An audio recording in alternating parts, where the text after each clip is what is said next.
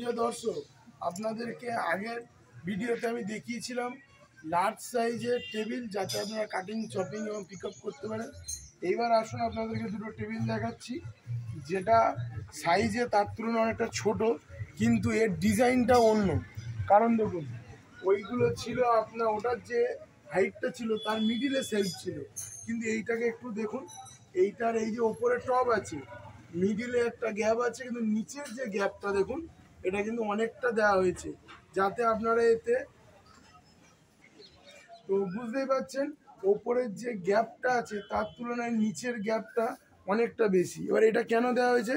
যাতে আপনারা ওপরে বিভিন্ন মশলাপাতি স্টোর করে রাখতে পারেন, প্রয়োজনীয় জিনিস স্টোর করে রাখতে পারেন, এবং নিচেতে আপনি আপনার বাসনপত্র যেগুলো আপনার ইউজ হচ্ছে রান্নার জন্য, সেইগুলো আপনি স্টোর করে রাখতে পারেন।